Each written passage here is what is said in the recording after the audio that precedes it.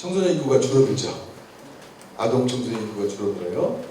정말 많이 줄어들고 있어요. 그런데 문제는 뭐냐면 아이들은 줄어드는데 살기 힘들다고 하는 애들은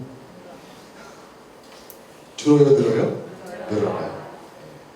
어른보다 불행하고 잠도 더 적게 자고 스트레스 더 많이 받고 그리고 실제로 앞으로 더 줄어들고 있어요. 지금 올해 태어난 아이들이 43만 명, 그러니까 작년에 태어난 아이들이 43만 명, 그 전에도 43만 명, 그 전인가요? 그 해만 한 5만 명 정도 더 늘었대요. 왜 그럴까요? 네, 황금 돼지해 때에 더 늘어나고 실제로 아이들은 줄어들고요. 아이들은 어른보다 살기 힘들어요.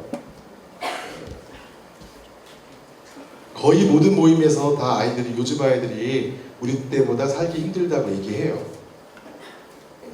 네, 시골에 어떤 작은 학교 갔더니 요즘이 더 좋다고 하시는 작은 학교에 50대 교장선생님하고 교감선생님하고 요즘 아이들이 더 살기 좋은데 왜 그러냐고 그러시는데 대체적으로 요즘 아이들이 더 힘들다라고 하는데 이제는 그렇지 않다라고 말하는 분들은 안 계신 것 같아요. 스트레스도 더 많이 느끼고 우울감도 더 많이 경험하고 어쨌든 죽고 싶다는 생각 더 많이. 이게 아래가 어른들이고 이 위가 청소년들인데 살기는 더 힘들다고 아이들 느끼고 있어요. 그런데 미래가 밝다고 얘기하고 계세요. 너희들의 미래는 어둡다고 얘기하세요? 네? 너의 미래는 밝지 않다라고 얘기하고 있죠. 그리고 최근에 알파고 때문에 더 너희들의 미래는 밝지 않다라고 하는 것 같아요. 보니까. 그리고 뭐 심지어는 니네들이 하는 공부는 필요 없다. 그렇게 말하는 건 상관없는데 그럼 어떻게 하라고 지금? 미래는 밝지 않고 사실 지금 지난 10년 이상 계속 한국 사회의 지배적인 담론 중에 하나는 이제 청년 담론인데 88만 원 세대로 시작해서 청춘이니까 아파야 되고 1000번을 흔들려야 어른이 되고 그래서 이제 여기서부터 짜증이 나기 시작한 것 같아요. 그런데다가 미국 메가더 재단에서 낸 책인데 한국에도 번역이 됐는데 20대 독립은 끝났다고 그러고 이것도 오래된 얘기죠. 이미 너는 잉여다라고 그러고 그래서 29살 생일 1년 후 죽기를 결심하는 게 이제 20대의 담론이고 이 29살 생일 1년 후 죽기로 한다도 은근히 스테디셀러예요. 은근히 사실 우리의 정서를 좀 담고 제목 자체가 더 담고 있는 게 있는데 내용은 무기력한 내용은 되게 간단해요. 착하게 살고 오고 엄마 아빠가 시키는 대로 살고 그래서 또 명문대도 가고 명문대 졸업도 하고 그런데 취직을 했는데 인턴으로 취직해서 인턴으로 시작한다 이렇게 생각했는데 그 다음 해에도 인턴이고 또 그 다음 해에도 인턴이고 인턴 평가 마칠 때 정규직으로 뽑아줄 수 없다 그 얘기 듣고 몇 번의 인턴을 반복하다가 이분이 더 이상 이런 일을 하는 인턴을 하고 싶지 않다. 그래서 직장을 그만두고 그냥 프리터 알바하고 지내겠다. 그러는 사이에 아버지가 병이 나고 엄마는 아버지 간병해야 되고 경제적인 책임도 일부 져야 되고 오빠는 나 몰라라 하고 집에서 나가 살라고 그래가지고 나가서 자기가 원룸에서 하는데 이제 알바도 하기도 귀찮고 이러다가 편의점에서 사온 딸기 무스 케이크를 바닥에 떨어뜨렸지. 오늘의 저녁으로 편의점에서 사온 딸기 무스 케이크를 바닥에 딱 떨어지면서 이걸 주워 먹는 삶을 살아야 되나? 그만 살아야 되나? 내가 어떻게 살아왔나?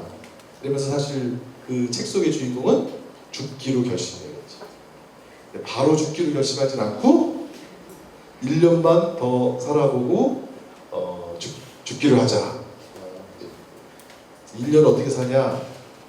죽기 전 마지막 일주일을 라스베가스에서 실컷 베팅을 해보고 또 서양 남자의 꼬심에 넘어가고 뭐 이렇게 해서 이제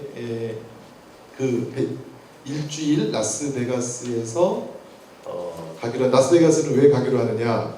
저 딸기 무스 케이크 떨어진 그 방면으로 TV를 쳐다봤는데 거기에 라스베가스에 놀러 오라는 광고가 나와서 그냥 저기 가기로 하는 거예요. 그랬는데 자기가 곰곰이 생각해 보니까 여태까지 삶은 시키는 대로 해왔던 삶이고 라스베가스 가기로 결정한 그 결정이 유일하게 자기 스스로 부모와 상의하지 않고 내린 결정이에요. 그래서 라스베가스를 가기 위한 돈을 마련하기 위해서 1년을 사는데 그 1년 동안 라스베가스의 최고급 호텔에서 베팅하고 싶은 만큼 하고 뭔가 하여튼 썸씽을 일으킬 만한 그 돈을 마련하려면 자기가 평상시 하던 그 알바로는 할 수가 없었던 거죠. 그러니까 이제 막 무지막지한 일들을 하기 시작해요. 그 돈을 모으기 위해서. 그래서 이게 어떤 일본의 젊은이들을 위한 문학상 그 공모에서 1회에 당첨된 소설인데 무지막지한 일을 하다 보니까 싫어하고 작가의 이름은 가명이에요. 작가는 나타나진 않았어요. 근데 그 무지막지한 삶이 달리 보면 무기력한 삶에서 벗어나서 자기 주도적인 삶을 사는 거죠. 하지만 제목은 우리 무기력한 청년들의 마음을 담고 있어요. 29살 생일 1년 후 죽기로 한다. 요즘 청소년들은 인터넷을 하나도 안 보는 것도 아니고요. 신문은 안 보죠. 다음 네이버의 포털 사이트의 첫 뉴스들은 다 보죠. 그 첫 뉴스에 앞으로 너희들의 미래가 밝다라고 하는 뉴스는 거의 없어요. 다 망했다 이런 뉴스가 요즘 많죠. 그리고 우리나라의 어떤 지성에 가까운 인물들 중에도 어떤 시대를 준비해야 되냐면 그동안 막 잘 나가는 성장하는 사회에 살던 습관이 아니라 이제 폭망하는 사회에서 살아가는 습관을 들여야 된다. 이런 얘기를 하시는 분들도 있고 이런 정서가 사실 아이들에게도 다 전해지죠. 이런 정서가 말하는 저성장 사회의 정서가 사실 어른들도 지배하고 아이들도 지배한다고 생각해요. 안 보시겠지만 이게 다 뻔한 거예요. 우리가 삶이 얼마나 척박한가. 자살 일기부터 시작해서 노인 빈곤율 1위, 산재 사망률 1위 해서 50관왕 얘기 다 들으셨죠. 제가 교사상처 쓸 때도 그렇고 요즘도 사실은 어디 모임에 가서 치유에 관한 이야기를 시작할 때도 그런데 우리가 되게 심각한 삶의 조건에서 지내는지 잘 알아요? 잘 몰라요? 네? 몰라요. 네. 우리의 일상생활에서는 그렇게 심각한지 모르게 느끼지만 사실 여러 가지 우리를 둘러싼 환경이 주는 지표는 우리는 되게 심각한 사회에 살아요. 주변에서 많이 아프고요. 한치걸로 몇 달이만 걸리면 그 가족 중에 자살한 사람이 있고요. 또 몇 달이 걸리면 어떤 사고에서 억울한 피해를 겪은 사람들이 있고요. 그 선생님들은 좀 낫지만 또 일반 그냥 연금 없는 사회를 기다리고 있고 선생님들의 앞으로의 미래 연금도 지금 선생님들의 연금과는 사정이 다를 거라는 불길한 그런 얘기도 듣고 계신데 사실은 삶의 배경은 굉장히 암울하죠. 아이들의 배경은 어떠냐? 제가 무기력에 책에 쓴 내용 중에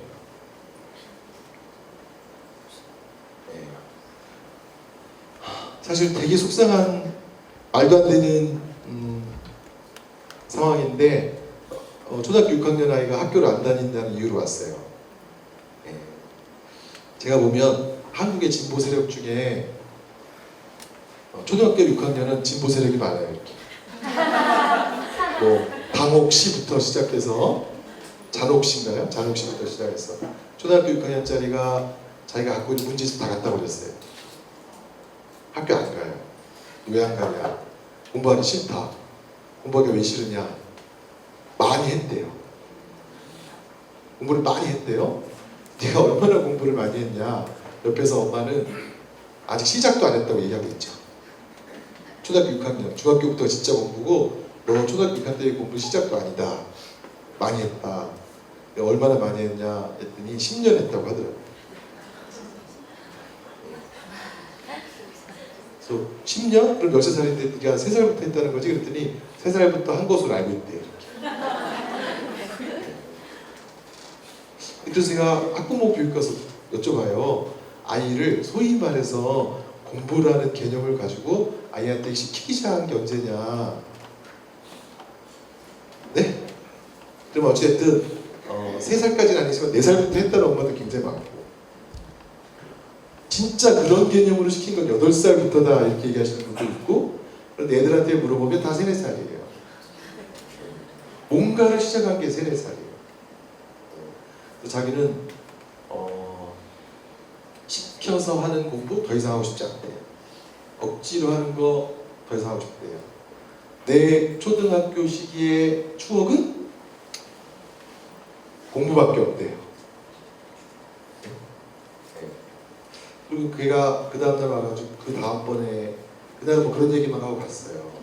그 다음에 올 때도 학교를 아직 안 가고 있어요. 얘기를 하는데 사교육을 6개를 하고 있어요. 근데 그게 많다 이렇게 반응하시지만 대충 그 정도는 하시더라고요. 영어 하나 하죠? 수학 하나만 하는 집이 있고 수학을 2개 하는 집도 있더라고요. 이제.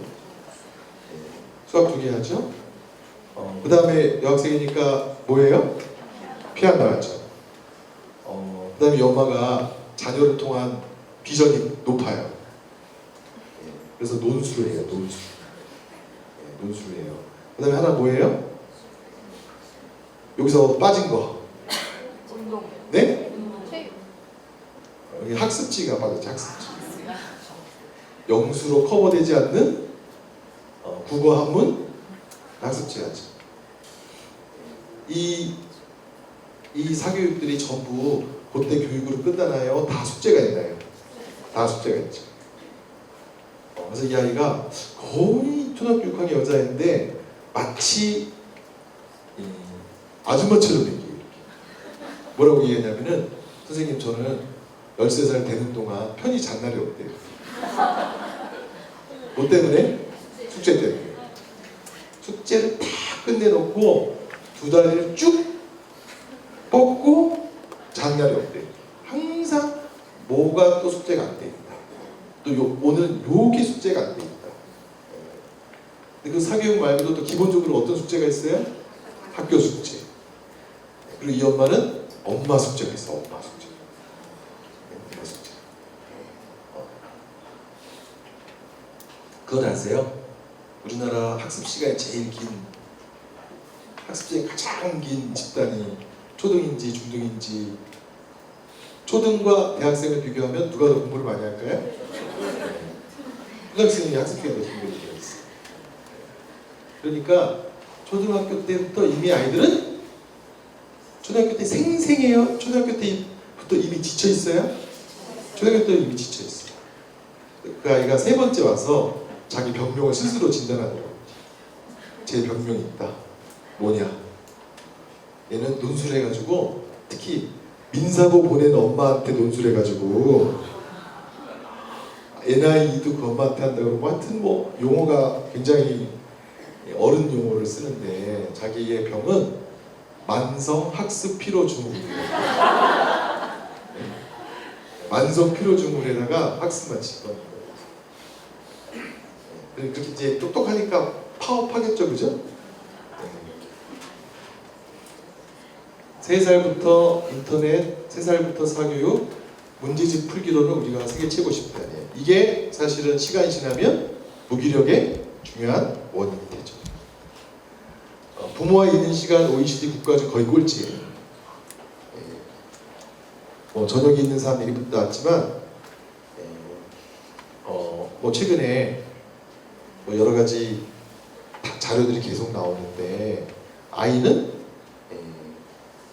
부모와 있는 시간, 부모의 이야기를 듣는 그 자체만으로도, 그 목소리를 듣는 것만으로도 정서적인 안정이 된다. 그런 연구도 있어요, 최근에. 물론 이제 좀 중학교 이후로는 좀 다른데, 또 부모랑 같이 있는 시간 거의 없어요. 부모랑 같이 있는 시간이 상대적으로 적기 때문에 아주 쉬운 말로 우리나라 애들은 무슨 결핍 상태예요? 애정 결핍 상태가 많다. 애정 결핍. 그런데 우리가 뭔가를 열정적으로 할 때 열정을 만들어내는 기본적인 감정이 뭐예요? 사랑이죠, 사랑.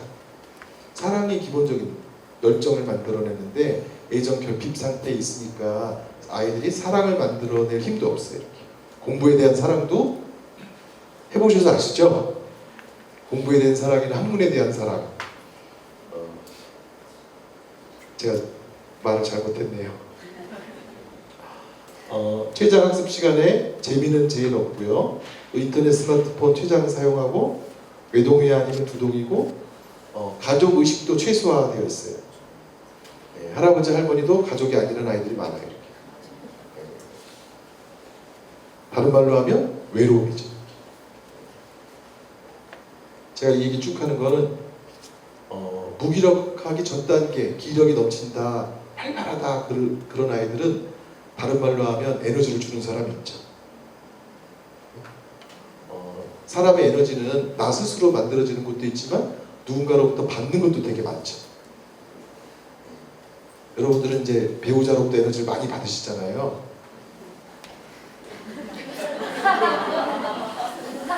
네? 교사로서 교사가 소진됐을 때 가장 다시 에너지를 불러일으키는 건 뭐냐? 그러면 제가 교사당처 쓸 때 다 선생님들이 설문에 뭐라고 답했냐면 관리자가 1시간을 떠들어도 아이들이 와서 나에게 교사에 대한 보람을 일깨워주면 그 피로는 싹 가신다. 그렇게 말씀하셨었거든요. 우리가 무기력한 채로 지내지 않으려면 누군가로부터 에너지를 사실 받아요. 이게 학생으로부터 오는 에너지든 내가 좋아하는 교육 사상가로부터 오는 에너지든 우리나라 아이들은 일단 가족으로부터 받는 에너지가 생각보다 적어요. 생각보다 적어요. 그러면서 아이들에게는 멘토도 없어요. 이렇게 나를 이끌어주는 사람도 없고 또래 아니면 인터넷이 아이들한테 멘토. 또래 아니면 인터넷. 그러면서 동시에 자극은 굉장히 많아요. 자극. 우리가 생각하는 것보다 아이들의 성에 관한 관심과 성에 관한 자극도 많죠. 인터넷 게임부터 시작해서 스마트폰 사주고 조절 안 하면 뺏는다. 지금도 막 이것도 조절해야 돼. 스마트폰도 잘 조절해야 되지. 성적인 충동도 잘 조절해야 되지. 조절해야 되고 지켜야 되고 절제해야 되는 게 많으면 하는 게 나아요? 안 하는 게 나아요? 예? 그래서 고3 올라가는 애들은 아예 핸드폰을 반납해요. 이렇게 엄마 이걸 조절하고 어쩌고저쩌고 뺐느니 안 뺐느니 그런 얘기를 듣는 것보다 차라리 투지폰 쓸게. 예? 조절에 대한 피로죠. 그런 피로도 많고 정서적으로 그런 측면에서는 어른도 별로 만나보지 않았고 또 자기밖에 모르는 애들이 많고 정서적으로 단절됐고 일찍부터 이미 우리가 너무 잘 알고 있는 학력 게임에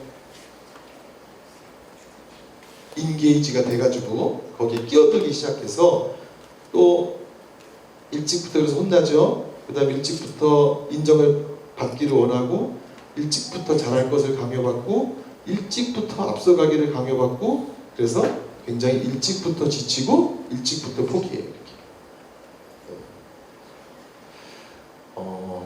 아이들한테 포기를 어떻게 하냐 이렇게 물어봤더니 포기에 3단계가 있더라고요. 그러니까 제 아주 상담 말을 잘하는 이 말을 잘하는 이 상담자를 훈련시키는 말을 잘하는 친구들은 보통 여학생일까요, 남학생일까요? 여학생이 와가지고 자기가 인생을 살면서 세 번의 포기의 위기가 있었다고 하는데 첫 번째가 4학년 때예요. 엄마 말을 계속 이렇게 잘 듣고 살아야 되나 말아야 되나를, 그래서 그때 엄마 말을 잘 듣기를 포기했지. 왜냐하면 엄마가 하자는 대로 다 하면 너무 힘드니까. 착한 소녀이기를 그 시기에 포기했다고. 뭐 하자고 왜 해야 되는데? 정말 이거 다 해야 돼? 오늘 이거 가야 돼? 이런 얘기를 4학년. 소위 말해 착한 어린이이기를 그때 포기한대요. 중학교 2학년 때 포기하죠. 공부를 포기하죠. 머리 믿고 있었는데 머리만 믿고 공부해서 중학교 2학년 이후에 성적이 나오지 않기 때문에 그냥 고등학교 1학년 때 학교를 포기하죠. 이런 입시 체제의 학교에서 내가 더 이상 숨이 막혀서 살 수가 없기 때문에.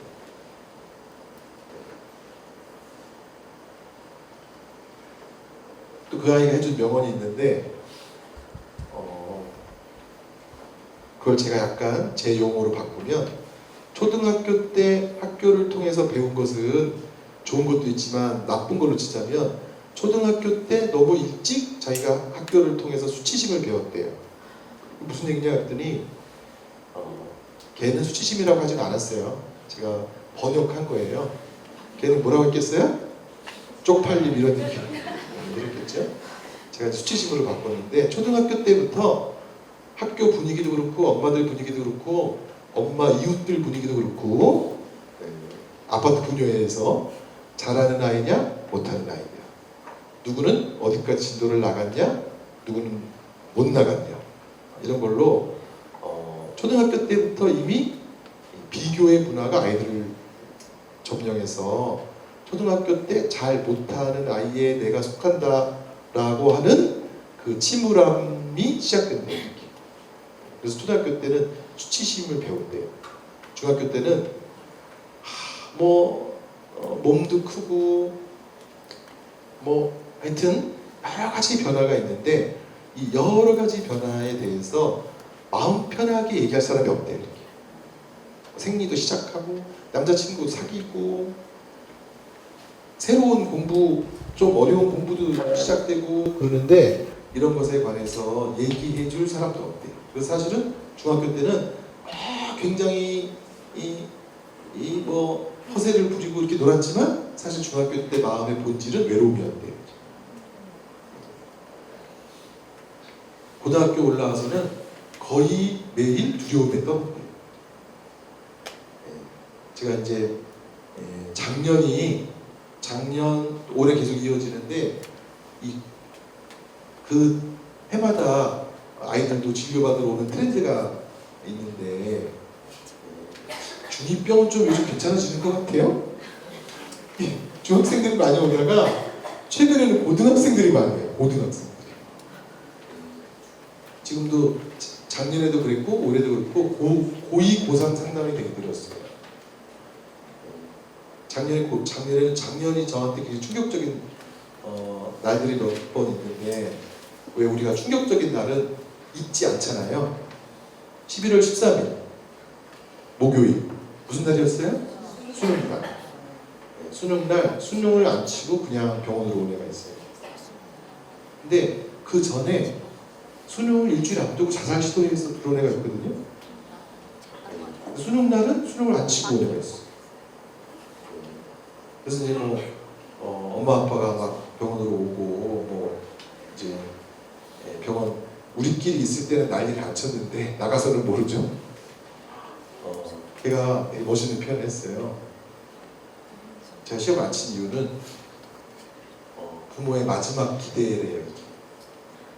부모의 마지막 기대에 부응하는 무대에 올라설 수가 없었다. 그러니까 자기가 얘는 정시로 가니까 더 그렇죠. 369 3월, 6월, 9월 모의고사 성적이 나올 때마다도 불안하고 두려웠고, 그리고 이제 엄마나 아빠는 자식이 너 하나인데 또는 네가 막내인데 네가 첫째인데 우리는 이러이러한 걸 기대한다라고 말하지 않는데요. 어떻게 말하냐? 인서울은 하겠지. 그래도 근데 보통 학기 초에 인서울 시작하잖아요. 그러다가 이제 그 성적이 안 나오는데 9월 모의고사 이후에 계속 불안하다가 그러면서 그냥 그 아이가 그 졸업식 끝나고 바로 나는 스파르타로 들어갈 테니까 엄마 너무 걱정하지 말라고 엄마 아빠를 얘가 꼭 보살피더라고요. 요번에 앉힌 거는 이 결과가 나의 모습을, 나의 본 실력을 반영한 게 아니니까. 근데 스파르타 가기 전까지 아이가 계속 진료를 왔는데 그 아이 말에 의하면 어찌됐든 부모의 기대에 부응하기 위해서 정말 두려움 속에서 살고 있대. 공부를 한 잘 안 해도 기본적인 두려움에 시달린다. 무기력하게 지내도 마음속은 하루도 편안함이 없다. 이렇게 얘기를 한다고 했지. 되게 안타까운 것은 사실은 포기라는 용어 기성세대는 일상어예요? 금기어예요? 예? 네, 그랬더니 최근엔 일상어라고 하더라고요. 언제부터 일상어냐 했더니 이제 남편을 만나고부터 포기는 익숙한 용어다 뭐 그런 얘기하시는데 사실 기성세대에게 포기는 금기어인데 요즘 아이들은 포기어는 일상어였지. 그 포기가 일상어가 됐기 때문에 사실 무기력한 아이들이 늘어날 수밖에 없는 거였지. 그럼 아이들이 약해서 또 아이들이 나빠서 또는 아이들이 게을러서 아이들이 포기를 하는 거냐? 제 얘기는 그런 얘기가 아니라 아이들이 너무나 힘든 기대를 부여하고 살기 때문에 포기하지 않으면 견디기 힘든 순간들이 되게 많다는 거예요. 근데 그거를 얼마나 아이들이 부모의 기대 때문에 힘들어하느냐 하는 거를 사실은 학부모 교육가서 알았어요. 사실 제가 그날 그런 강의를 하려고 준비해 가서 간 게 아니에요. 그날도 이제 저녁 때 비도 와요. 학부모 교육에 거의 안 올 줄 알았어요. 상당한 학부모들이 온 거예요. 주제는 공부상처였어요. 그래서 이 시간에 이렇게 많이 오시게 된 이유가 뭐냐? 뭐 때문에 오셨다고 그래요? 네? 자식 때문에 오신 거지. 귀를 뚫고 공부 상처받은 자기 자식을 치유하기 위해서 왔다. 제가 이제 그냥 우리는 왜 살까요? 이런 질문을 던졌어요. 우리는 왜 살까요? 여기 다 이제 또 다양한 선생님들이니까 또 이 시간 여기까지 온 선생님들이니까 이유가 다양할 텐데 학부모님들한테 우리는 왜 살죠? 딱 그랬더니 쉼이 없어요. 바로 리액션이 나와. 뭐 때문에 산다고요? 자식 때문에. 우리 삶의 이유는 자식이야. 자식이 몇 퍼센트냐고 여쭤봤지. 자식이 엄마 삶의 몇 퍼센트냐? 자식이 삶의 몇 퍼센트세요? 예? 90%. 네. 90%, 70%, 80%예요. 그럼 나머지는 뭐냐? 나머지는 뭐냐? 나머지는 뭐예요? 여기다 학부모이자 선생님이고 그러니까 나머지는 나라고 하시더라고. 나. 나머지 20, 30%는 10%는 나예요. 내가 중요한 이유는 또 뭐예요? 자식 때문이야. 그럼 나머지는 뭐예요? 제가 여쭤봤죠. 그럼 배우자는 몇 퍼센트냐? 1 내지 5%다. 그럼 여기 계신 학부님 중에 다른 이유로 산다면 어떤 이유가 있냐? 딱 또 바로 나오시는 분이 뭐 웃으실 수도 있지만 하나님께 영광 돌리기 위해서 한다.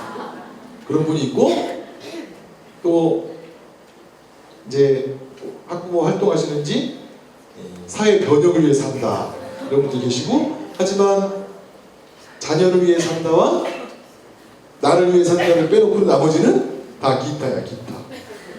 기타예요. 생각해 보세요. 우리는 그렇게 안 살아서 우리가 그 느낌 몰라요. 여러분들의 부모님이 여러분들에게 90% 걸고 살았어요? 누가 당신은 내 인생의 90%야 이렇게 말하면 갑자기 행복해져요? 예? 부담스러워요? 아니면 그리워요? 그런 때가 다 있었잖아요, 그죠? 얼마나 길게 가는지 모르겠지만 그런 때가 있었단 말이에요. 당신은 내 인생의 90%야 아니면 전부야. 그런 얘기 들었던 때가 있죠. 근데 우리 아이들은 과거에 비해서 훨씬 더 부모의 전부라고 하는 것이 자기라고 하는 것을 알고 있죠. 근데 초등학교 1, 2, 3학년 때는 그렇게 얘기하면 되게 좋아하는데요. 이렇게. 엄마 왜 사는 줄 알아? 아들 너 때문이야. 그러면 와 이런데 초 1, 2, 3 때는 근데 벌써 초 4 때부터 뭐 딸 엄마 왜 사는 줄 알아? 아직도 나? 이런데요.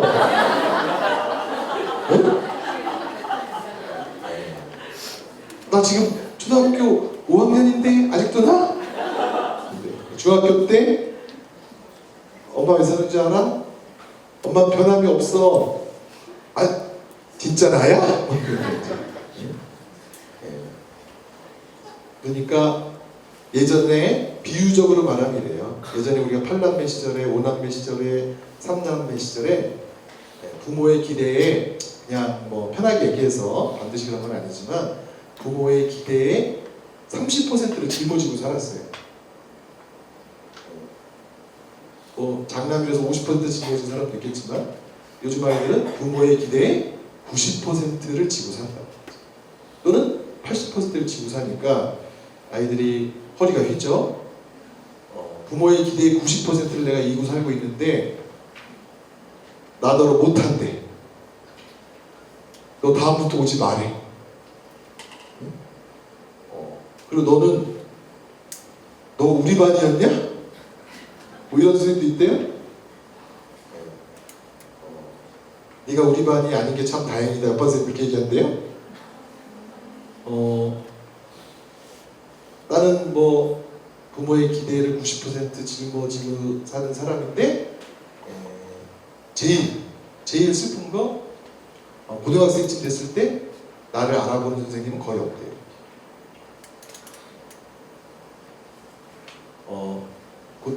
고등학교 2학년짜리죠. 11년을 공교육 과정에서 학교를 쭉 다니는데 사실 선생님하고 길게 얘기해 본 적이 없대요. 왜냐하면 문제를 일으킨 적도 없고 공부를 썩 잘해본 적도 없고 무기력하게 되는 요즘 아이들의 과정 중에 하나는 실명의 존재가 아니라 자신이 학교라는 공간에서는 익명의 존재로 굉장히 오랫동안 살아왔다는 거예요. 그런데 나는 엄마를 기쁘게 해줘야 되는 엄마의 기대를 안고 사는데 이런 것도 사실 아이들한테 굉장히 큰 책 쓰면서 제일 고민했던 게 이 뻔한 얘기를 계속 해야 된다는 거였어요. 잘하고 잘 버티는 10%를 제외한 나머지 아이들, 이 아이들은 어디로 가느냐? 무기력하게 가거나 거칠고 폭력적인 방향으로 가거나인데 과거에는 이 거칠고 폭력적인 아이들한테 관심이 많았었죠. 그러다가 최근에는 제가 볼 때 지난 3년간, 4년간, 5년간 이 폭력적인 아이에 대한 연수를 시켜달라고 하는 학교는 또 모임은 거의 없어요. 그건 이제 꽤 커버가 되시나 봐요. 최근에 연수는 다 사실은 이 무기력하게 지내는 아이를 어떻게 해야 되나요 하는 거예요. 무기력하게. 그리고 폭력은 또 폭력을 써본 선생님들 좀 계신가 봐요. 그래서 그 정서는 이해가 돼요. 응? 폭력 써보기도 했고 나도 비행 저질러 보기도 했고 그런데 사실 더 이해가 안 되는 게 무기력한 거예요. 무기력한. 사실 우리가 누구를 도와주려면 나도 그 비슷한 느낌을 가져본 적이 있어야 되잖아요. 그럼 훨씬 더 돕기가 쉽죠. 무기력한 느낌은 가져보셨지만 무기력하게 살아본 적이 있으세요?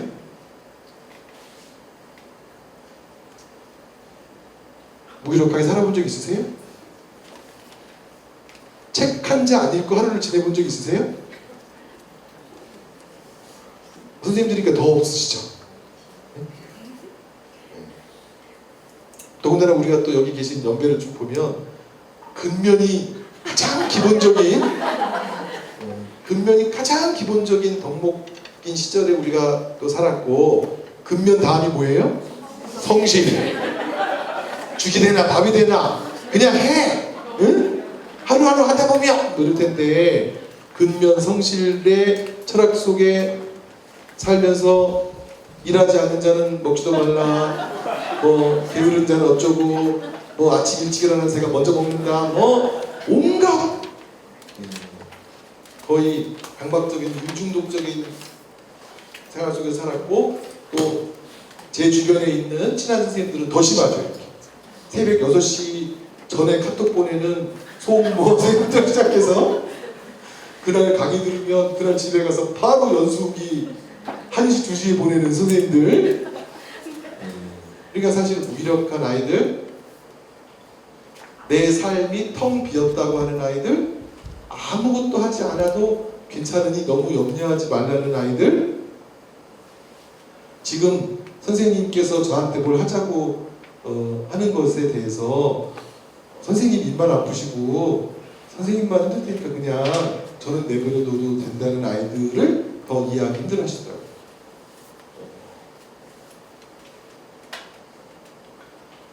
그게 또 그렇게 지낼 수 있다는 것을 병으로 생각하는 분도 계셔요. 병으로. 주말에 한 12시간 자면 돼요? 안 돼요? 네? 젊은 분들은 되죠. 여기 지금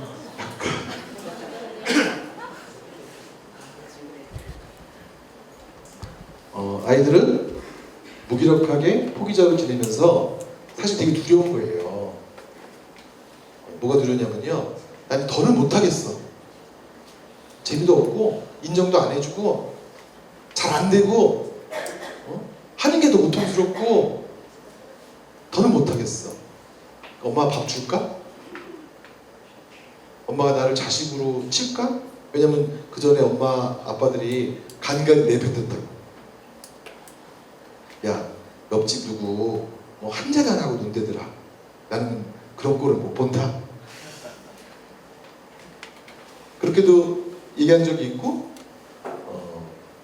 자기 삶을 얘기할 때도 부모님들이 그냥 놀고 지낸 삶은 말해본 적이 없어요. 이렇게. 그러니까 사실 아이들은 자기의 존재감 가지고 싸웁니다. 불안하고 또 자기가 정말 무능하다는 거, 잘하지 못하는 아이라는 걸 가지고 사실 내면적으로 굉장히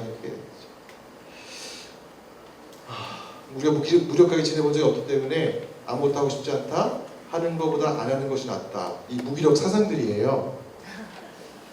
무기력하게 지낼 수 있는 철학적인 근거는 하는 것보다 안 하는 것이 낫다. 안 하고 지내는 세상살이가 더 편하다.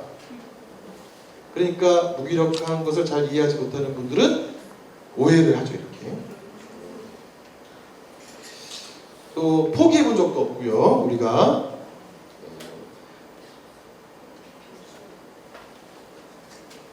그래서 이제 이렇게 무기력하게 지내는 현상에 대한 이해로부터 좀 들어가서 왜 그러면 아이들이 왜 이렇게 됐나를 보면 사실은 그것은 이제 어떤 결과라는 거예요. 최근에 일어난 일이 아니라는 거죠. 학교 선생님들하고 무기력한 아이들에 관한 이야기 컨설팅을 하면서 제일 제가 빨리 응급조치하는 건 뭐냐면 선생님 수업 시간에 엎드려 자는 게 선생님 때문이에요? 네, 그걸 아니라고 하는 걸 빨리 응급조치를 해야 돼요. 이제. 선생님 때문에 자는 건 아니라고. 뭐 때문에 자느냐? 우리가 교육제도 때문에 잔다고. 그랬더니 어떤 선생님이 굉장히 위로가 된다고 하시더라고요. 나 때문에 자는 게 아니라는 거.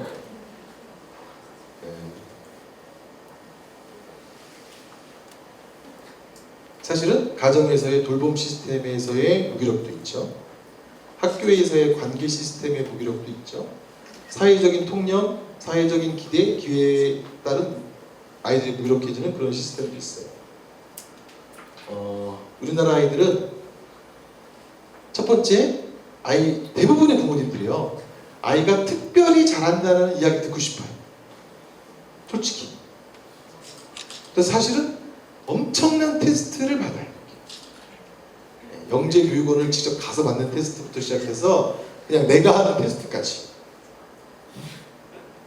학교 선생님의 자녀들은 조금 더 받는 것 같아요. 내가 하는 테스트가 되게 많더라고. 내가 많은 아이들 대입했으니까. 그 다음에 굉장히 높은 기대를 표현해요. 굉장히 높은 기대. 제가 초등대안학교를 또 하다가 접었는데 초등대안은 더 힘들더라고요. 왜 더 힘드냐면 내 아이의 가능성에 관해서 무한대로 생각하시겠죠. 초등 때. 중등 오면 좀 폭이 줄고 고등 오면 학교 안 오시죠 이제. 우리가 사실 너무나 많은 기대를 표현하고 그 다음에 여러 모임에서 반복적으로 비교가 돼요 아이들이. 그래서 사춘기 이후에 사촌지간 만나지 않으려고 하는 것도 사실 이 비교가 되는 거죠. 근데 사람들이 얘기하는데 꼭 고종 사촌이 잘 돼 있대요. 그 다음에 부모를 기쁘게 할 수 있는 아이는 나밖에 없다는 거. 그런데 그래서 부담은 굉장히 큰데 사실 격려와 칭찬은 거의 없어요. 사실 이제 아들러 열풍이 불어서 한번 기대를 해봐요. 아들러는 격려를 굉장히 강조한 사람입니다. 격려라는 게 상담에 들어오게 만든 사람이 사실 아들러거든요. 그래서 이제 격려를 우리 지금 일반 서적에서도 베스트셀러 계속 일일이 해왔었고, 그 다음에 PDC 학급근정 운용법도 막 지금 널리 읽히니까 정말 우리가 격려하는 분위기의 사회가 되지 않을까 좀 기대를 해보는데 우리는 격려도 없고 사실 칭찬도 별로 없어요.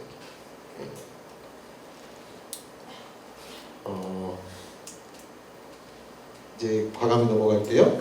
제가 하고 싶은 이야기의 마지막일 것 같은데요. 아니 시간이 그거밖에 안 됐대요. 무기력은 결과예요. 아이들이 무기력하게 하고 나서는 아이들이 마음을 닫잖아요. 해보자고 해도 아무것도 안 하잖아요. 그렇게 해서 청소년기가 끝나죠. 이렇게. 아무것도 안 하고 청소년기가 끝나요. 그리고 어른이 돼요. 그럼 그 어른일 때 청소년기 때 했던 것부터 다시 해야 돼요.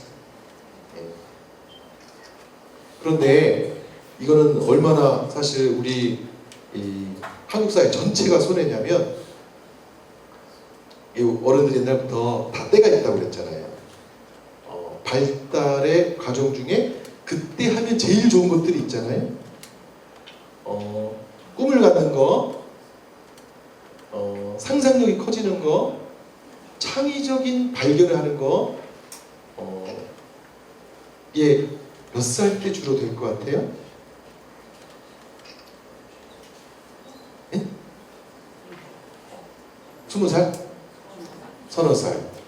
뭐 아주 원시적인, 아주 원초적인 그런 거야 뭐 30살 때부터 다 시작하겠지만 많은 사람들이 그런 사회에 대한 꿈, 인류에 대한 꿈, 이건 고등학교 때 거예요. 고등학교 때 17, 18. 이때 책도 한 잔도 안 읽고 왔다 갔다 하고 자고 먹고 게임 스마트폰 좀 하다 또 자고 그러고서 20대가 되는 거죠. 20대는 또 잠깐 알바하다가 군대 갔다가 남자애들은 또 알바하다가 이 사회 풍토에서도 어디도 사실 갈 곳이 없고 또 알바하다가 부모 잘 만난 애들은 부모가 차려준 뭔가를 하는 거고 아니면은 그래서 한 세기가 닫히고 무기력은 슬픈 협력이 되고 무슨 얘기냐면 효도고등학교 다니면서 아무것도 안 하는 애들이에요. 이제. 학교를 왔다 갔다 해요. 학교를 왔다 갔다 해요. 학교에서 벌어지는 일에 관해서 특별히 하는 건 없어요. 엄마 이것만 해달라고 한대. 너에 대한 기대는 다 적었으니 마지막 부탁이다. 고등학교만 졸업해달라. 그게 학교를 다니는 유일한 목적이에요. 그리고 왔다 갔다 하는. 그냥 이거는 저 건드리지 마세요. 저 엄마가 이게 마지막 부탁이라서 왔다 갔다 하니까 저를 안 나오고 싶지 않도록 제발 건드리지 말아주세요. 라고 하는 애들이 있어요. 또 어떤 아이들은 절망이자 자기 학대예요. 난 해도 소용이 없구나. 더 이상 하지 말자. 그리고 아까 말씀드린 것처럼 이미 기운이 없어요. 이미 기운이 없어요. 초등학교 6학년 때 이미 10년의 공부 에너지를 다 써가지고 그 이후로는 별 에너지가 없는 아이들도 있어요. 그 다음에 내가 부모를 기쁘게 해주지 못하는 존재, 익명에 별로 할 줄 아는 것이 없는 존재라고 하는 것 자체가 아이들한테 트라우마였죠. 또 더 문제가 뭐냐면 무기력한 아이들이 그렇게 학년이 올라갈수록 늘어나 있는데 선생님들이 이 무기력한 아이를 변화시키기 위해서 뭘 많이 해봤어요. 이미 보니까 제가 몇 개 고등학교에 가서 그 선생님들하고 깊이 얘기를 해봤는데 많이 해보셨더라고요. 혼내는 것도 해보셨고요, 학부모 면담도 해보셨고요, 일찍 오면 사탕도 주고 이 보상 체계도 해보셨고요, 여러 가지를 해봤어요. 근데 지금 내가 쓰는 방법으로 아이들이 무력한 상태에서 벗어나질 않아. 남는 건 뭐냐? 우리가 익숙한 거예요. 혼내는 거였지. 혼내고 더 혼내고 그러다가 이제 최종 협박이죠. 이제 나오지 말아라.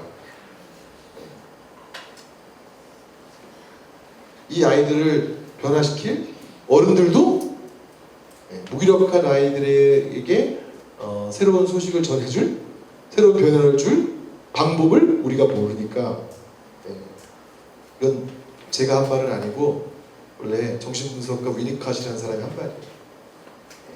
아이가 무기력한 아이는 무기력한 어른이 만드는 그런 시스템이 있다라고 얘기를 한 것은 원래 제 얘기가 아니라 정신분석가 얘기죠. 아이들은 본질적으로 인정받고 싶고요. 부모를 기쁘게 해주고 싶어요. 본질적으로. 자신감을 갖고 싶어하고 잘할 수 있는 것을 발견하고 싶어하고 스스로 하고 싶어하고 독립하고 싶은 것은 이게 원래의 본성적인 거예요. 근데 이제 우리 시스템이 이걸 다 가로막고 있다는 거죠. 이 시스템. 그러니까 그리고 이 본성적인 것을 가로막은 채로 지낸 것도 오래됐다는 거죠. 오래됐다는 거죠. 저희 때만 생각해도 지금보다는 덜 서열화돼 있고 덜 이 체계가 느슨했지, 이렇게 꼼꼼하지 않았고 또 부모가 이렇게 많이 관여하지 않아도 또 어떤 진로를 선택해서 갈 수 있는 또 다른 길이 있었고, 저희 때만 해도 고3 때 책을 읽었어요. 지금의 아이들은 고3 때 논술 다이제스트를 제외한 다른 책 읽는 아이들이 드물다라는 표현이 이상이죠, 그죠? 아니 지금 이렇게 예를 들어서 맨부커상 한강이 채식주의자로 상을 탔다. 그러면 지금 채식주의자를 읽는 애들이 채식주의자 읽는 애들이 있을 거예요. 왜냐하면 곧 논술 회사에서 논술 학원에서 올해 유력하다 그래서 채식주의자를 논술식으로 만들어 놓은 다이제스트가 나올 거예요. 네? 그런 걸 읽는 아이들은 있어도 사실 그러니까 무기력한 사람이 기력 있는 삶으로 바뀌려면 어떤 특별한 변화가 기획도 돼야 되지만 예외도 있어야 되는데 사실 지금은 거의 아이들 사이에서 예외를 포기했다든지 열을 시키는 걸 빼놓고 그 나머지 예외는 거의 존중받지도 않고 그 병적으로 취급되고 한다. 병적. 우리는 야 너는 끼가 있다, 넌 재주가 있다, 그런 재주로 가보지. 그런 분위기가 우리가 더 반대했던 것 같아요.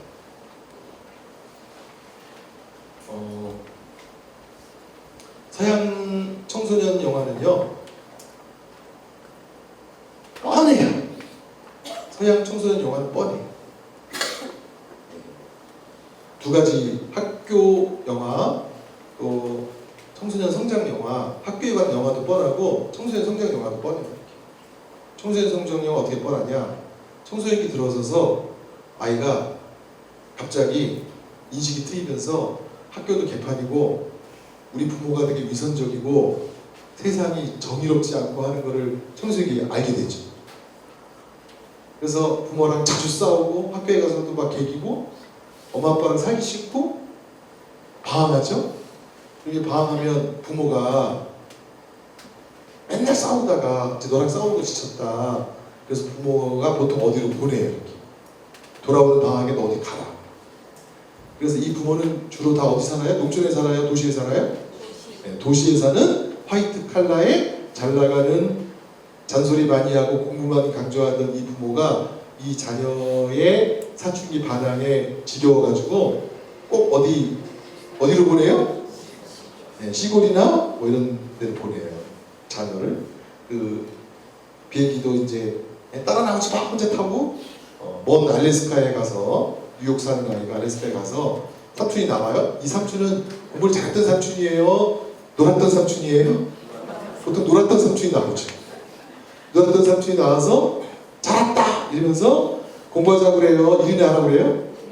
일이나 하라고 하면서 일하고 낚시하고 뭐 사냥 다니고 밤하늘의 별 보고 너 그동안 위선적인 네 아버지 밑에서 힘들었지. 아버지 막 뒷담 막 까고 야 너 잘했다 어쩌고 인생 그런 게 아니다. 니네 아버지가 인생 잘못 알고 있다 막 그러면서 얘가 이제 그 삼촌하고 자연도 경험하고 인생 얘기도 하고 그러다가 이제 어느 날 낚시를 한다든지 뭐 할 때 문득 깨닫는 게 생겨요. 그랬다가 처음엔 열나만 까던 삼촌이 다시 생각해보니 니네 아버지가 나쁜 놈은 아니다. 니네 아버지 이런 면도 있고 저런 면도 있다. 그래서 잠깐 여기서 지내는 게 지루해지고 뭔가 자기가 깨달음이 온 것 같고 그리고 삼촌하고 얘기하면서 삼촌이 야 너 그거 아버지한테 잘한다고 그거 한번 해봐라 그랬는데 꼭 아버지가 하자 그러면 싫었는데 남이 잘한다고 하니까 삼촌이 잘한다고 하니까 진짜 그래요? 그러면서 그 지역에서 또 이렇게 뭐 누구랑 살짝 연애도 하고 그래서 이제 깨닫고 시간이 꽤 흘러서 이제 뭔가 딱 발견했다.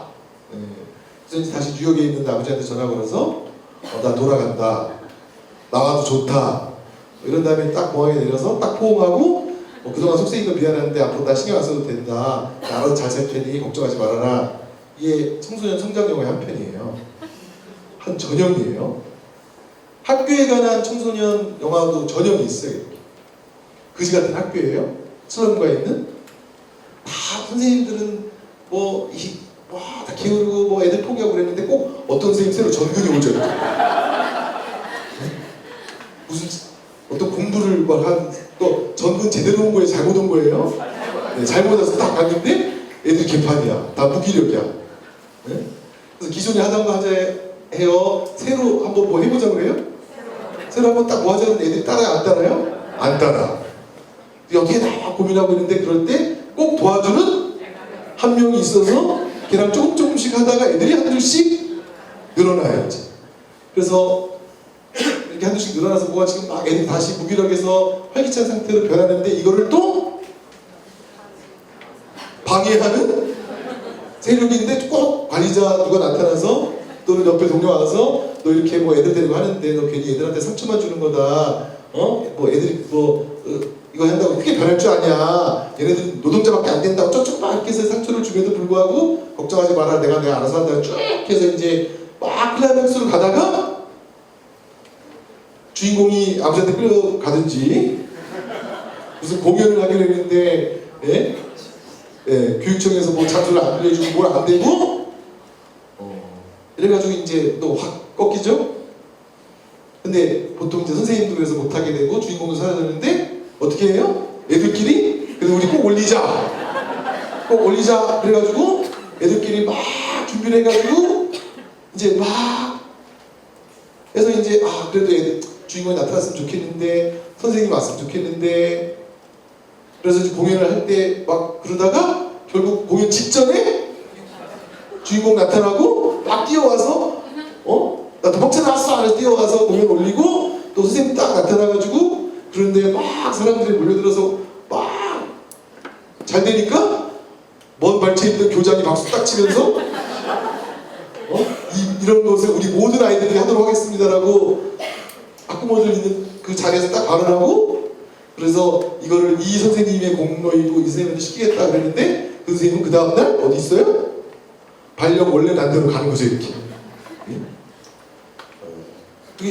그런 사실 이 청소년기의 역동적인 경험과 체험, 관계 이런 게 아이들한테 이 무기력한 삶에서 벗어날 수 있는 꿈을 주는데 우리는 사실 청소년기 때 그런 경험을 할 겨를이 없어요. 역동적인 일은 마음 안에서만 일어나요. 어떤 역동적인 일이 마음 안에서 일어나냐면 기대에 부응할까? 못할까? 할 수 있을까? 이성적으로는 어디 가지? 나는 이 사회에서 의미 있는 쓸모 있는 존재로 살아남을 수 있을까? 이런 걱정만 역동적으로 일어나지 그 아이들의 삶에는 사실 아무것도 없어요. 제가 대학교 어디 특강을 갔어요. 그날 재미로 요즘 대학생들 뭘 할 수 있나 해서 물어봤어요. 못질 할 수 있냐? 대학생 100명 있어요. 못질 할 수 있는 사람. 해본 사람. 못. 100명 중에 몇 명 있을 것 같아요? 서울의 모 대학 신입생 100명 중에 20살이 될 때까지 집안에서 못질을 해본 적이 있는 사람 20명도 안 돼요. 톱질을 해본 적이 있는 사람은 10명도 안 돼요. 그럼 네가 뭐죠? 정글의 법칙 그 병만족 거기 투여되면 어떻게 서바이벌 할 수 있을 것 같으냐? 애들이 그 상상에 동참하지 않아요. 그러면 에이 선생님 그거 다 연출이죠 이렇게 얘기하는 거지. 그거 하고요 다 컵라면 먹고요 다 아직 그걸 어떻게 믿으세요? 나한테 그러지 그 정글 속에 뛰어들어서 서바이벌 할 수 있는 상상 자체를 하지 않아요. 그런 삶을 살아왔기 때문에 사실 이 표현을 어떻게 하느냐에 따라 다르지만 그 공부라고 하는 것을 제외한 삶에서는 할 줄 아는 게 없어요. 문제지. 제가 그래서 이제 왜 우리나라 청년들이 공무원 시험, 각종 시험에 그렇게 많이 대비할까? 왜 그럴까요? 할 줄 아는 게 너무나 없어요. 제일 할 수 있는 게 문제집 푸는 거예요. 점수는 어떻게 나오다 하더라도 OMR 카드 촘촘하게 채우는 건 자신 있대 이렇게.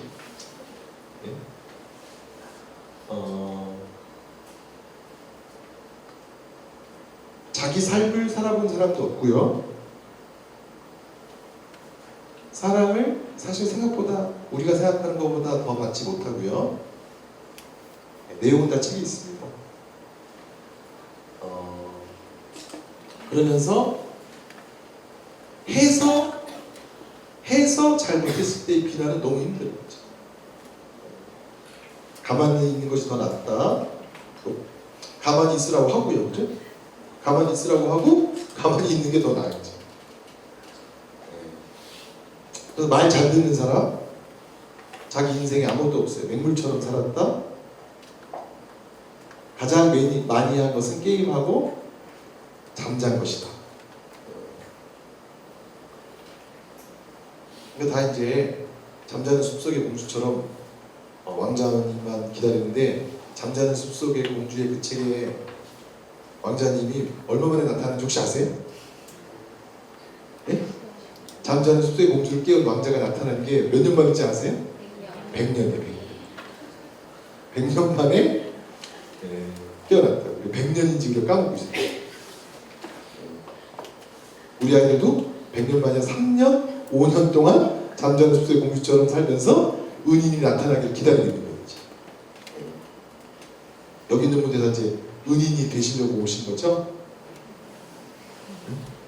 잠자는 아이들에게 영혼의 입맞춤을 하시기 위해서 오셨다고 생각하는데, 그 영혼의 입맞춤을 하는 것은 다른 얘기는 참 서양 사람들은 번화도 멋있어요. 무력한 아이 변화 만들기가 티 리무브 프로세스라고 하는 책이 있어요. 뭐에서 뭘까요?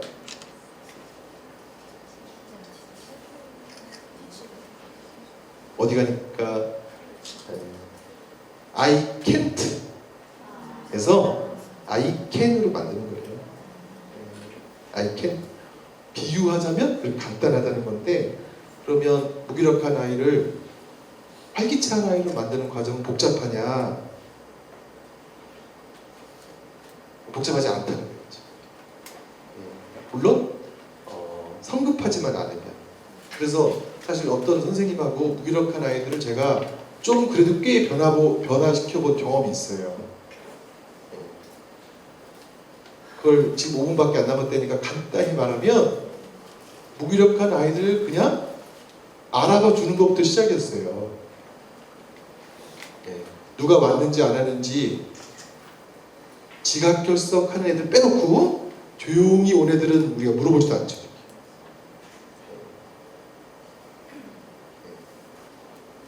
차라리 부정적으로라도 관심을 끄는 아이들은 관심을 받죠. 무기력한 아이들은 그 관심으로부터 벗어나고자 더 노력하긴 해요. 그래야 내 무기력한 상태를 더 유지하기 위해서. 그래서 처음이 익명의 존재에서 실명의 존재라고 하는 걸 느끼도록 해주는 건데, 그걸 환대로 해달라는 거예요. 환대. 잠자러 온 아이에게 잘 왔다고 해주는 거죠. 학교에 와서 잠자는 것이 탁월한 선택이라고 해줘요. 그러니까 모든 사실 그 가르칠 수 있는 용기 쓴 파커 파머도 그렇고 헨리나 아우엔도 그렇고 그런 분들이, 영적인 분들이 사람을 변화시킬 때 첫 번째 그 제안하는 태도는 역설적으로 하라는 거예요. 역설적으로. 저도 그런 것 같아요. 제가 중학교 때 엄청 떠들었어요. 그 중학교 때 국어 선생님이 너 교무실로 오라고 했어요. 상담실로 오라고 했어요. 저는 때리겠지? 그때 체벌이 있었으니까 때리겠지? 그거 준비하고, 그 다음 왜 떠드냐라고 말했을 때 이래서 떠든다라고 말 더 안 받기 위해서 준비하고, 그래서 딱 만반의 준비를 우리말로 하면 이제 무장을 하고 딱 그 국어선생님 상담실 딱 갔는데, 첫 번째 일단 당황스러운 게 안 혼내는 거야. 분명히 수업 시간에 떠들어서 너 내려와 이러고 갔는데 딱 가서 앉아있는데 안 혼내는 거야. 근데 하지만 저한테 던진 첫 번째 질문은 아직도 상처예요. 가훈이 뭐냐? 너네 집 가훈이 뭐냐라고. 제가 생생해요. 왜냐면 어쩔 줄 모르는 질문을 한 거야. 근데 그때 제가 부모님이랑 안 살 때예요. 사실 가훈이 없죠. 가훈이 뭔지 모르겠다고 했죠. 그래서 그래서 내가 가훈이 넌 뼈대도 없는 집안이 그래 막 뭐가 날라올 줄 알았어요. 이렇게. 가훈도 없냐 니네는? 막 이럴 줄 알았는데 아 내가 잘못 물어봤구나. 그러면서 자기 수업에 관심이 있냐 딱 물어보더라.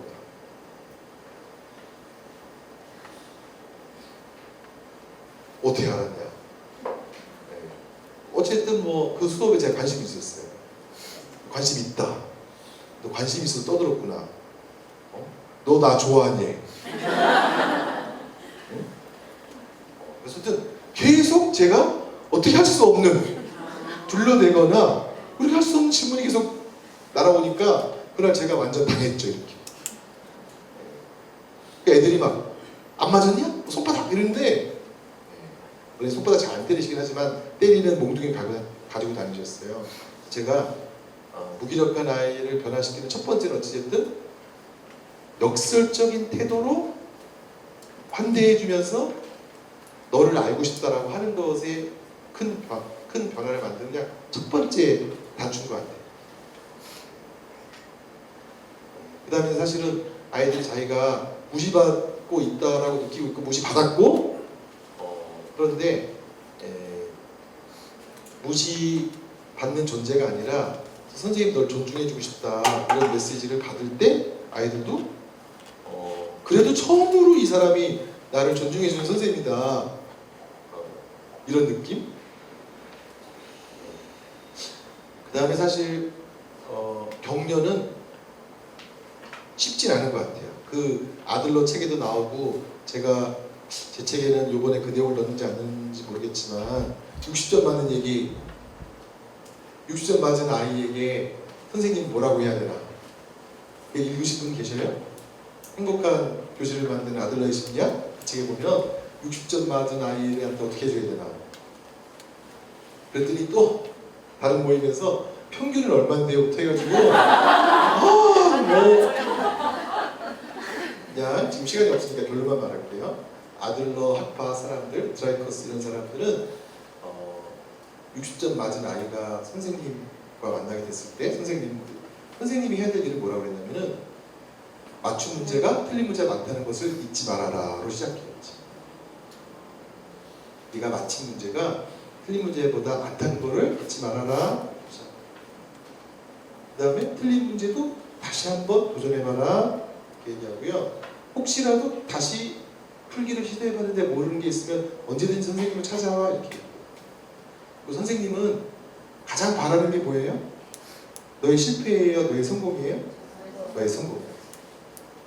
많은 아이들이 무기력해진 상태에서 선생님의 도움에 대한 기대가 없는 게 그동안 우리 아이들이 경험한 많은 어른들은 내 성공을 돕는 존재예요? 내 실패를 확실히 확인시켜주는 존재예요?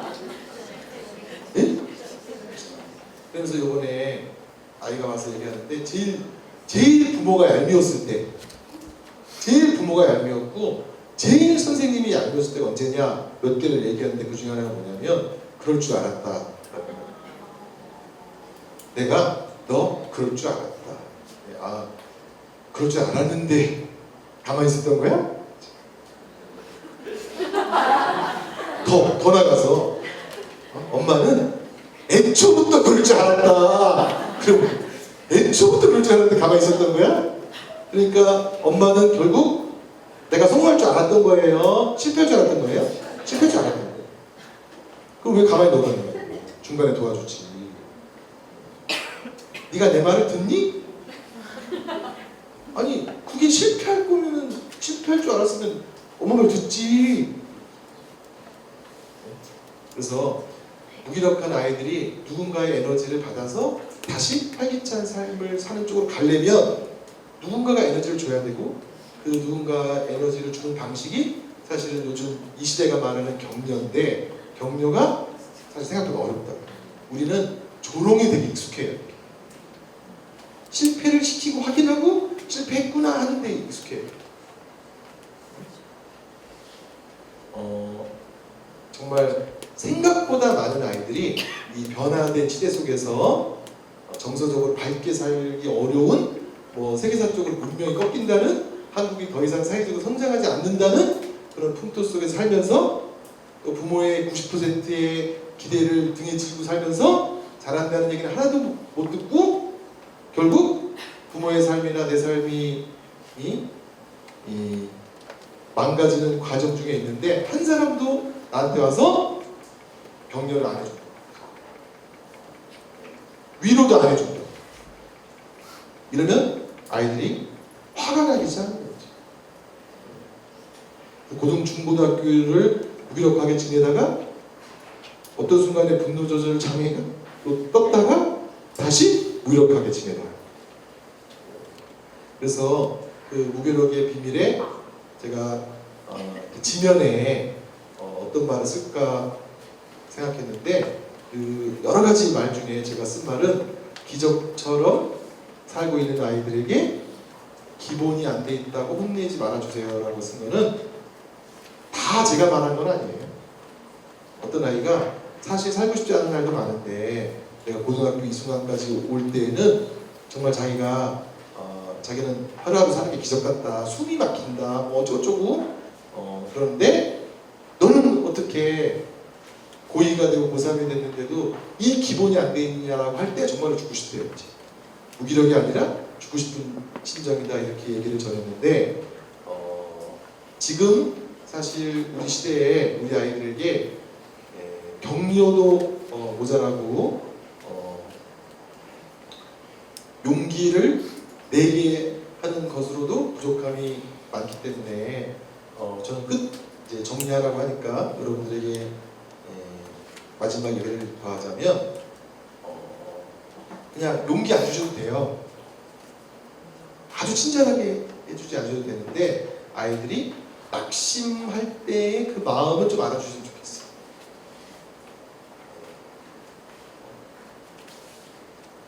낙심하지 않게 뭘 새로운 걸 하라 이렇게 제안을 안 하셔도 제안을 못한다 하더라도 아이들의 낙심하는 그 떨어지는 마음의 순간을 좀 알아주셨으면 좋겠고 그래서 아이들이 낙심을 덜 하도록 도와주셨으면 하는 그런 바람이고요.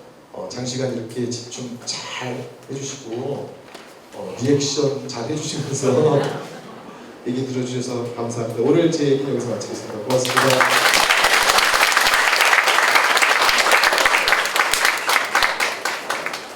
아마 질문과 그런 시간들이 좀 남은 것 같은데 혹시 제 얘기 들으시면서 질문이나 코멘트 하실 분이 있으면 좀 부탁드립니다. 네, 마이크를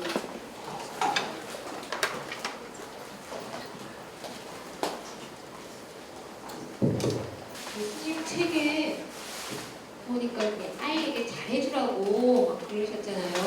네.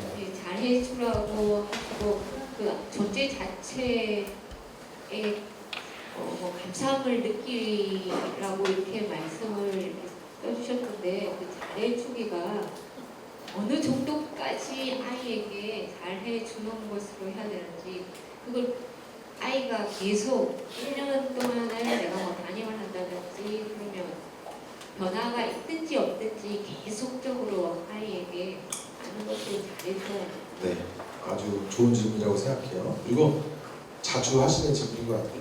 언제까지 잘해줘야 되는데? 그 말 무슨 뜻이에요? 언제까지 참아야 되는데요? 이런 얘기잖아요. 이게 제 생각에는 약간 아시아 문화권의 문제인데 저도 그래요. 저도 제 이름이 김현수인데 중간에 현자가 속기 현자예요. 속기현이 무슨 의미냐 물었더니 세상에 꼭 솥은 그냥은 못 든다며요. 속기가 있어야 되니까 필요한 존재가 되라고 이렇게 지었대요.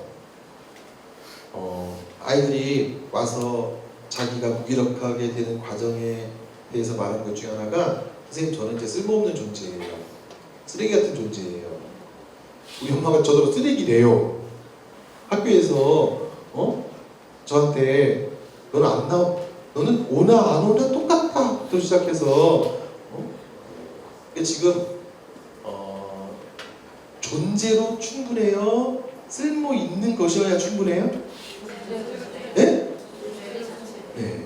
맨날 그 뭐 영화에서나 그런 게 내가 아들인 너를 사랑하는 건 네가 훌륭해서 사랑하는 거예요? 네가 아들이기 때문에 사랑하는 거예요? 네가 그냥 네 아들이니까 사랑하는 거죠, 그죠? 딴 데로 빗나가면 안 되는데 곡성에서 내가 특별한 이유가 있어요? 근데 내가 찍혀서 그러는 거지? 이게 딴 얘기인 것 같은.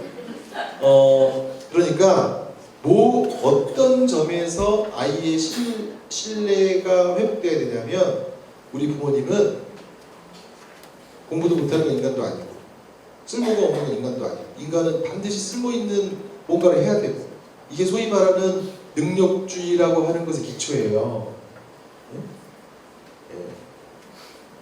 모든 존재는 다 소중하고 그 존재가 어떤 외향을 떠도 그 존재에 대해서 그 누구도 뭐 단지할 수 없고 단정할 수 없고 할 수 없다.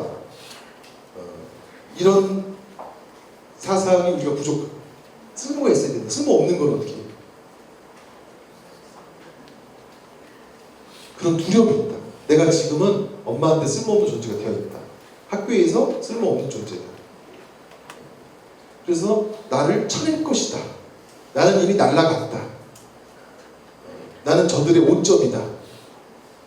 그래서 이제 부모님들이나 많이 와서 얘기하죠. 우리는 정말 다 행복해요. 완벽해요. 너만 빼놓고. 그래서 아이 잘해주라고 하는 것은 그냥 만난 거 사달라는 거 다 사주고 이걸 말하는 게 아니라 잘해주라는 것은 너는 그냥 너 존재 자체로도 우리는 충분하다. 너라는 존재가 있어서 우리가 행복했다. 그런 느낌을 되살려 주라는 거예요. 우리가 아이였을 때 그런 느낌을 좀 줬어요. 크고 나서는 잘하지 못한다는 이유로 너는 엄마의 기대에 부응하지 못한다. 너는 사실은 내 자식 아니다라고 말한 적은 없지만 그런 느낌을 줬다고. 넌 도대체 어떻게 이럴 수가 있냐? 엄마 아빠 사이에 남는데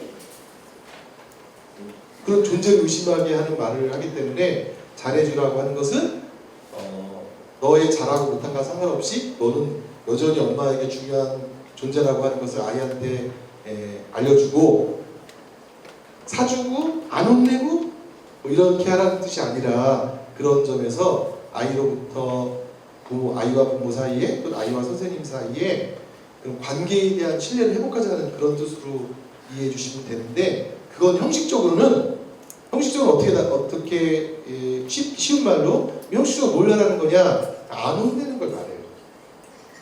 안 혼내는 거. 혼내지 않는 거.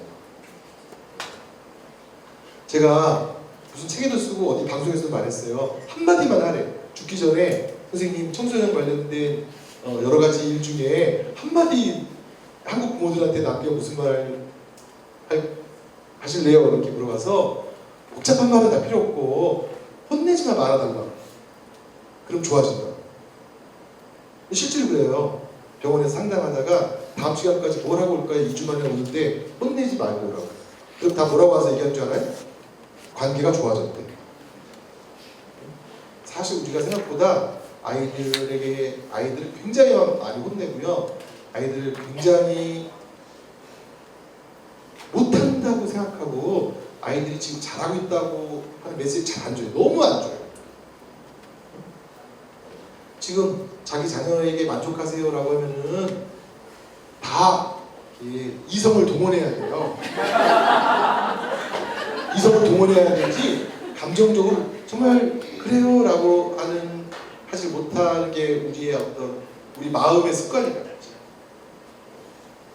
그런 뜻입니다. 네, 마지막. 너무 잘 들었고요. 네.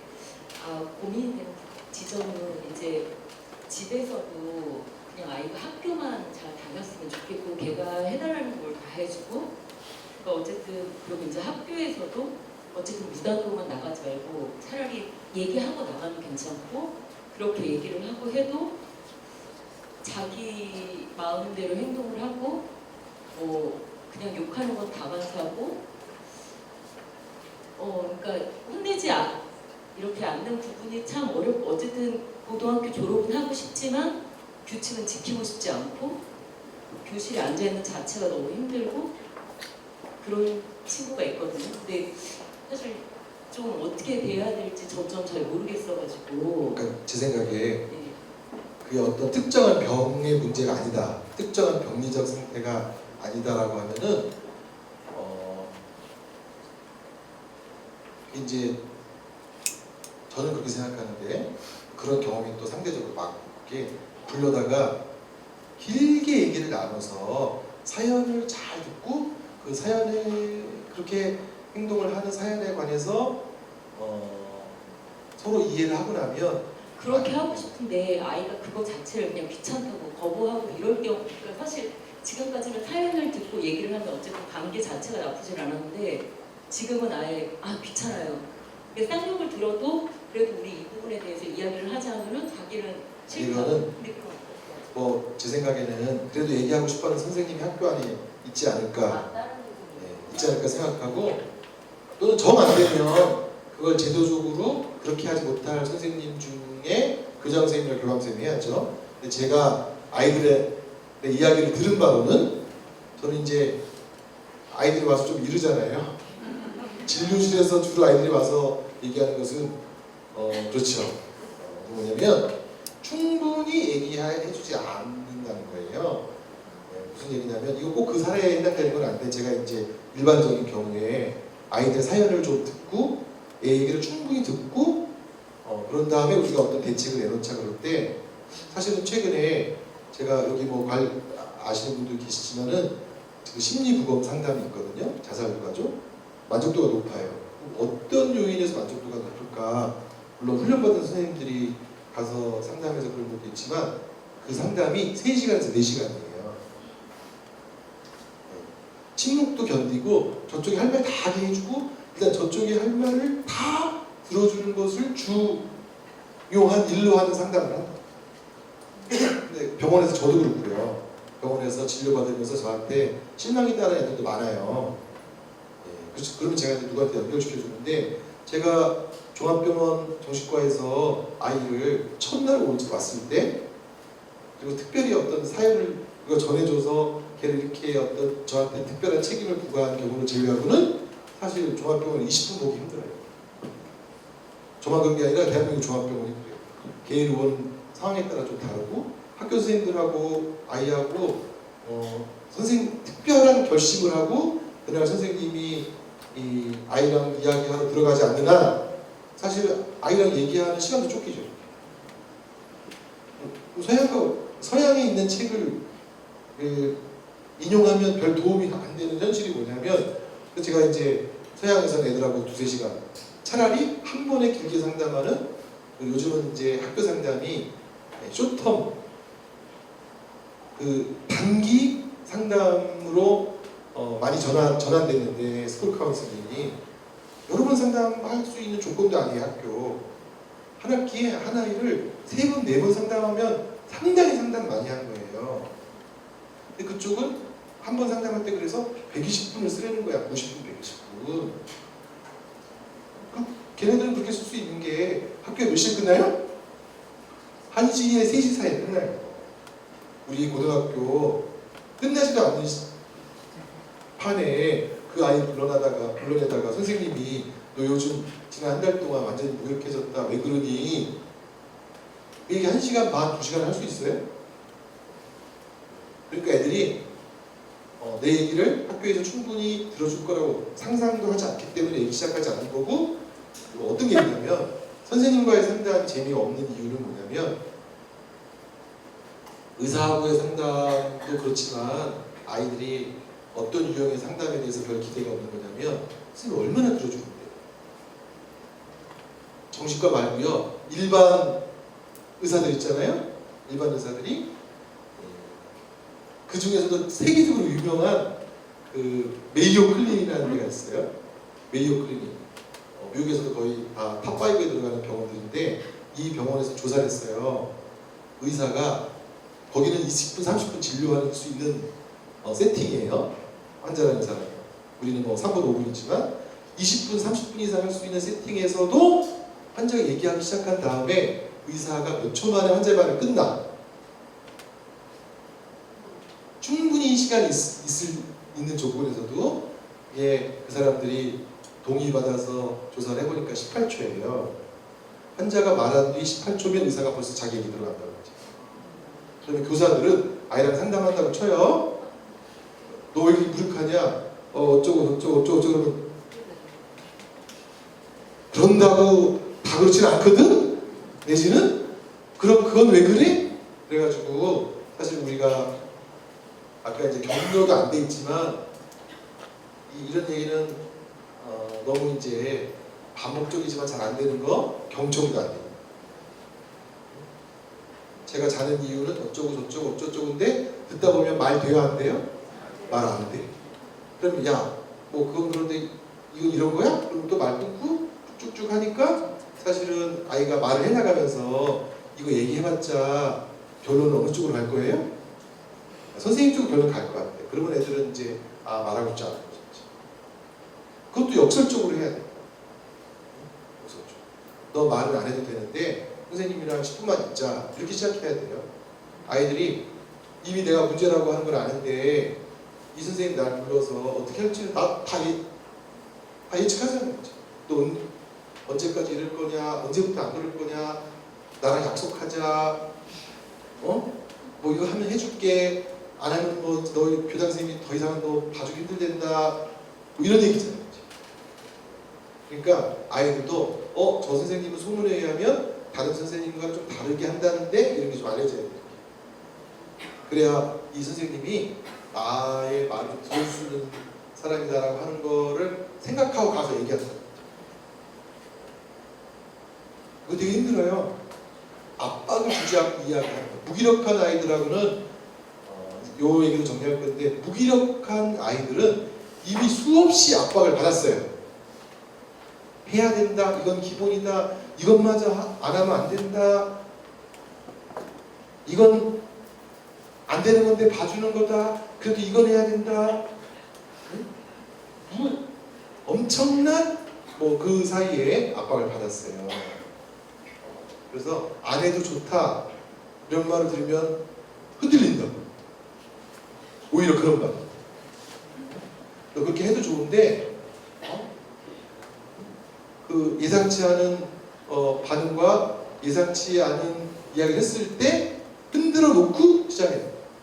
근데 상담이라는 건 그런 거예요. 흔드는 거예요. 이렇게. 상담 깨우치게 해. 성경 구절을 아이한테 믿고 따라라고 얘기하는 게 아니라 그 아이를 흔드는 거야. 이거 왜 이러지? 이렇게 흔드는 거겠지. 그런 역설과 경청과 압력을 주지 않는 채로, 조건을 달지 않는 채로 이 상담 이후에 너 변하지 않아도 돼. 대한민국 아이들은 특히 보상에 너무 익숙해요. 선생님 제가 상담해 드릴 건데 그럼 왜 주실 건데요? 저 일찍 가도 되죠? 그래서 그렇지 않은 역설적인 접근을 하는 게 아이들한테 더 도움이 된다고 생각하고요. 어려워요. 그래서 마음의 에너지가 하나도 없는 상태의 사람과 공명을 한다는 게 어렵다. 마음의 에너지가 없는 상태의 사람과 공명을 할 때 애들이 뭐가 두려운 거냐면, 나는 저 에너지를 안 받고 싶은데 나는 에너지가 높아요. 이런 사람이 다시 나한테 에너지를 넣어주는 게 싫다. 왜냐면 그때부터 나는 고등학교 저 사람의 기대에 따라 살아야 돼. 선생님은 너한테 사실 아무 기대가 없거든. 내가 너한테 아무 압력을 주지도 않을 거거든.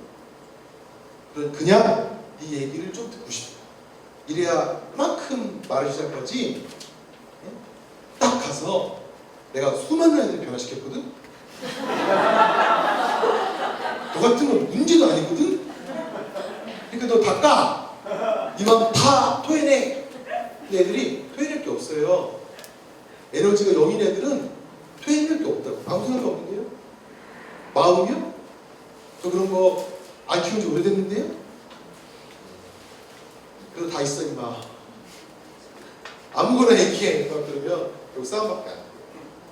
저도 이거 되게 이해하는 오래 걸렸어요. 마음의 에너지가 0인 사람과 얘기하기. 무슨 얘기하냐면요. 스포츠 얘기, 연예인 얘기, 게임 얘기. 가벼운 그런 잡담부터 시작한 거죠. 네. 그래서 오늘 와주셔서 감사하고 무기력한 아이들에게 선생님이 좋은 은인이 되어주기를 아무것도 하지 않자는 은인. 너 그대로 되게 멋있다는 은인. 세상은 쓸모있는 사람들이 운영하는 것이 아니라는 거. 세상을 다 같이 운영하는 거라는 거. 제가 책 서문에 능력주의 사회는 결국 해치된다.